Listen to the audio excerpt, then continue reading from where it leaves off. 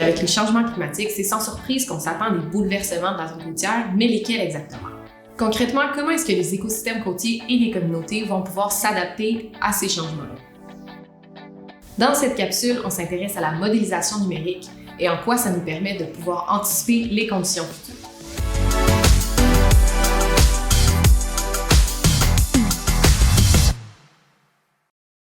Dans le but d'offrir des solutions d'adaptation qui sont durables, on cherche à comprendre, à appréhender les conditions futures pour vraiment mieux comprendre les impacts sur les communautés et les écosystèmes côtiers. Et tout ça, ça va nous permettre d'orienter les décisions en fonction des conditions qui sont attendues. Alors, un modèle, c'est une représentation d'un système à l'aide d'équations mathématiques. Dans le cas de modèles qui traitent de la dynamique côtière, on a plusieurs processus à l'œuvre. Du coup, il faut voir le modèle un peu comme plein de petites boîtes qui fonctionnent entre elles, qui s'échangent de l'information. Et ce qui est génial avec les modèles, c'est que l'utilisateur a un contrôle total sur l'ensemble de son modèle, c'est-à-dire sur le fait d'activer ou de désactiver certaines boîtes, sur la valeur des paramètres qui sont utilisés dans le modèle. Et ça en fait un outil vraiment très puissant pour la recherche, d'où l'utilisation ici au laboratoire. Le but de la modélisation, c'est de reproduire un système le plus fidèlement possible. Les modèles sont utilisés pour reproduire des événements du passé qu'on valide avec des données d'observation pour avoir une fiabilité, une bonne certitude de comment fonctionnent les systèmes et comment ils sont représentés. Et ensuite, on peut aller plus loin. Avec cette certitude, on peut projeter dans le futur les événements et savoir ce qui va se passer dans 30, 50, 100 ans. Avec les études qu'on a faites sur les simulations futures, on voit une légère augmentation du nombre de tempêtes. Alors c'est sûr que ça a une conséquence sur les phénomènes côtiers, mais ce qui est vraiment important à garder en mémoire, c'est que les dégâts vont peut-être être plus importants parce qu'il y a une diminution du couvert de glace, ce qui fait qu'il y a moins d'effets de protection l'hiver. À l'échelle de l'estuaire et du golfe du Saint-Laurent, une diminution de 67% de la couverture de glace est attendue pour l'horizon 2055 en comparaison avec la période 1980-2010. S'il y a une chose qui se précise, c'est bel et bien ce phénomène-là, la réduction du couvert de glace. Alors que la modélisation le démontre, les observations terrain des 20 dernières années permettent de le confirmer. Sans couverture de glace et avec un niveau marin plus élevé, à quoi est-ce qu'on peut s'attendre comme tempête dans les prochaines décennies? Alors, sans la couverture de glace et avec une augmentation du niveau marin, ce qu'on constate, c'est une augmentation de la hauteur des vagues. Et ça a pour conséquence principale d'augmenter l'énergie qui est transmise à la côte lors des tempêtes, et donc des impacts plus forts. Ce qu'il faut savoir, c'est que l'énergie, elle est proportionnelle à la hauteur des vagues au carré. Donc si la hauteur des vagues double, on va avoir 4 fois plus d'énergie à la côte. Et donc même une augmentation faible de la hauteur des vagues peut avoir des conséquences assez fortes à la côte.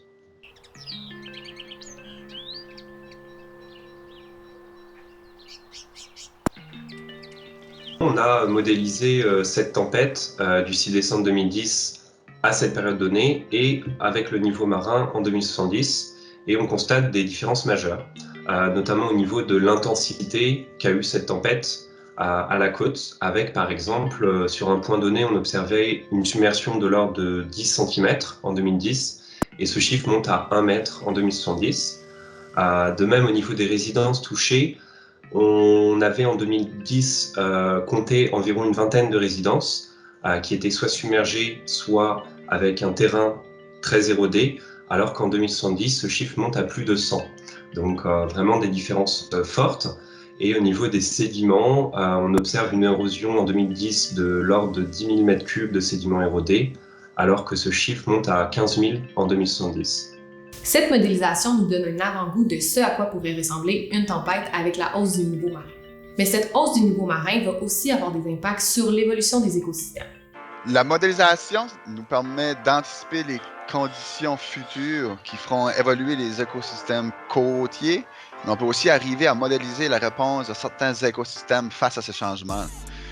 C'est notamment qu'est-ce qu'on fait avec les marais maritimes grâce au modèle SLAM qui permet de simuler l'étendue du marais en fonction des niveaux d'eau atteints dans différents scénarios de hausse du niveau marin.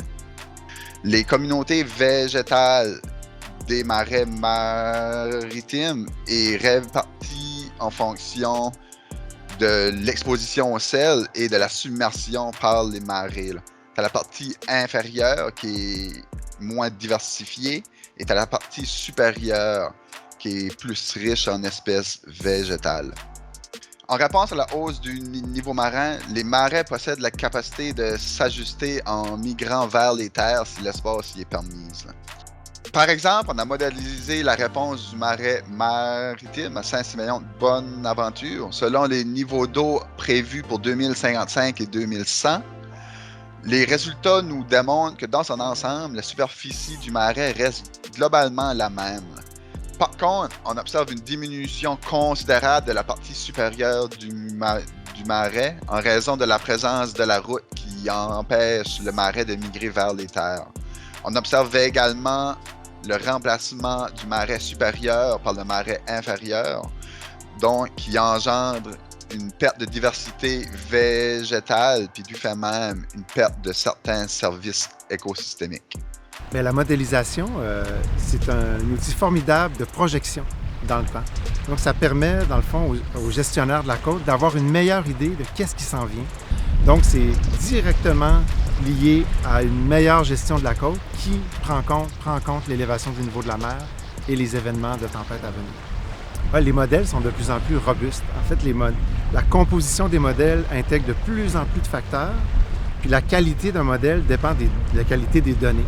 Donc, nous, au laboratoire, on a accès et on produit d'innombrables données de très bonne qualité qui nous permettent de modéliser des systèmes avec une plus grande confiance. Dans la prochaine capsule, on vous présente la mise en commun des outils qui ont été développés par le projet Résilience côtière, soit la plateforme CIGECWEP, et en quoi cette plateforme-là peut être utile pour les acteurs du territoire.